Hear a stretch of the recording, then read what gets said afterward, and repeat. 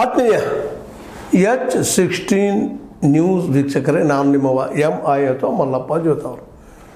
ನನ್ನ ಮೇಲಿನ ಮೇಲೆ ರಾಹುಲ್ ಗಾಂಧಿಯವ್ರ ಕುರಿತಾಗೆ ವಿಶೇಷವಾದ ಕಾರ್ಯಕ್ರಮ ಮಾಡ್ತಾ ಇವರೊಬ್ಬ ನಾಯಕರಾಗಿ ತಯಾರಾಗ್ತಾ ಇದ್ದಾರೆ ಅನ್ನೋದಕ್ಕೆ ಸಾಕಷ್ಟು ಟೀಕೆಗಳು ಟಿಪ್ಪಣಿಗಳು ಬರ್ತಾ ಇರ್ತಾವೆ. ಮುದುಕ ಹಾಗೆ ಹೇಳ್ತಿರ್ತಾನೆ, ಕಾಂಗ್ರೆಸ್ ಪರ ಇದ್ದಾನೆ ಅಂತೇಳಿ ಮಾತಾಡ್ತಾ ಇರ್ತಾರೆ ಜನ. ಮಾತಾಡಲಿ, ಅದಕ್ಕಿಂತ ತಪ್ಪೇನಿಲ್ಲ. ಅವ್ರ ಅಭಿಪ್ರಾಯ ಅದು ಯಾವುದೇ ರೀತಿ ಟ್ರೋಲ್ ಮಾಡಿದರೂ ಸಹಿತ ನಾವು ಅದ್ರ ಬಗ್ಗೆ ತಲೆ ಕೆಡಿಸ್ಕೊಳ್ಳೋರು ಸತ್ಯ ಹೇಳೋ ಪ್ರಯತ್ನ ಮಾಡ್ತಾಯಿದ್ದೀವಿ. ಯಾಕೆಂದರೆ ಒಬ್ಬ ನಾಯಕನಿಗೆ ಮುಖ್ಯವಾಗಿ ಇರಬೇಕಾಗಿದ್ದು ದುಃಖಿತನನ್ನು, ಪೀಡಿತನನ್ನು, ನೋವಿಗೊಳಗಾದವನ್ನ ಸಮಾಧಾನ ಮಾಡೋದ್ರಲ್ಲ, ಅವ್ನಿಗೆ ಬದುಕಿಗೆ ಅನುಕೂಲ ಮಾಡುವಲ್ಲ. ಅಟ್ಲೀಸ್ಟ್ ನಮಗೇನು ಕೊಡಲಿಕ್ಕಾಗದೇ ಇದ್ರೆ ಒಂದೆರಡು ಒಳ್ಳೆಯ ಮಾತುಗಳಾದರೂ ಬೇಕೋ ಬೇಡವೋ ಅಂತ. ಅದೇ ಬಸವನವ್ರ ಕಡೆ ಹೇಳ್ತಾರೆ, ಮನೆಯೊಳಗೆ ಕರೆದ ಕುಡಿಸಿ ಮಾತಾಡಿದ್ರೆ ಏನಾಗಿದೆ ಅಂದ್ರೆ ನಿಂದು ಏನಾಗ್ತದಪ್ಪ, ಗಂಟೆ ಏನು ಹೋಗ್ತದೆ ಅಂತೇಳಿ. ಅಂದ್ರೆ ಒಬ್ಬ ನಾಯಕನಿಗೆ ಮುಖ್ಯವಾಗಿ ಬೇಕಾಗಿದ್ದು ದಯೆ, ಕರುಣೆ, ಪ್ರೀತಿ, ವಿಶ್ವಾಸ.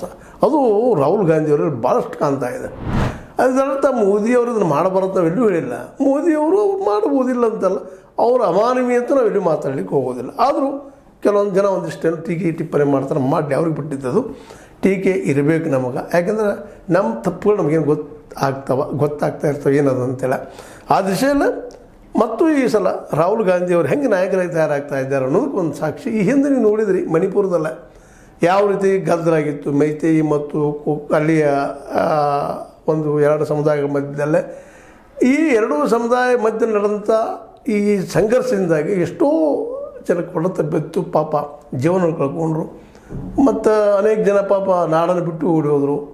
ಈ ಎಲ್ಲ ನೆರೆಗಟ್ಟಿನಲ್ಲೇ ನಾವು ಇವತ್ತು ಈ ನಮ್ಮ ವಿಷಯ